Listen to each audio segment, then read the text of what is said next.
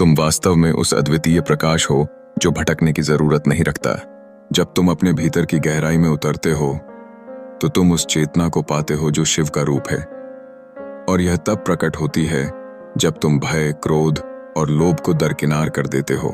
तुम्हारा अस्तित्व एक नित्य आलोक है जो जन्म और मृत्यु के चक्र से परे है। महादेव का संदेश सरल है, तुम अपने भीतर के आत्मा को पहचानो, उसे खोजो और गले लगाओ। यह आत्मा एक प्रकाश का स्रोत है जिसमें अद्वितीयता और अमरता का बोध है। वह हर क्षण तुम्हारे साथ है, लेकिन तुम्हारी धारणा उसे ढूंढने में विफल होती है। तुम डरने की आदत में बंधे हो, पर इस डर से एक चिंगारी छिपी होती है जो तुम्हें जागृत कर सकती है। थकान भी एक अवसर है, एक नई शुरुआत के लिए। जब तक तुम अपने भीतर के प्रकाश को नहीं पहचानते, तब तक बाहरी दुनिया की रोशनी तुम्हें धोखा देती है। महादेव की गंभीर आवाज यह बताती है कि आत्मा की पहचान एक सच्ची साधना से होती है।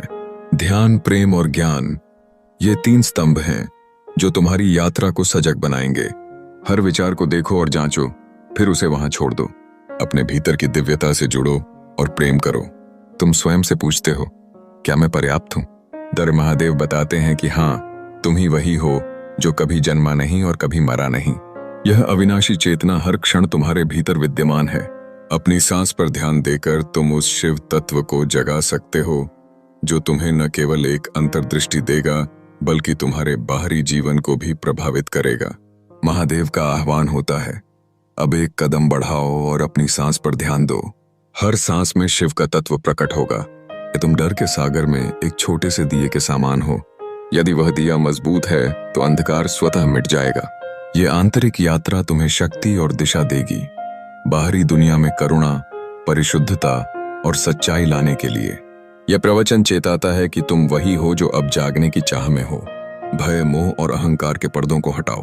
असली प्रकाश तुम्हारे भीतर है, उसे पहचानो, उसे पालन करो और उसे फैलाओ। महादेव का आभास एक गूंज के साथ सभी के मन में पहुंचता है, जो हर मन में एक नई निर्णय यात्रा की शुरुआत करता है। मैं अपने भीतर के शिव को जागृत करूंगा,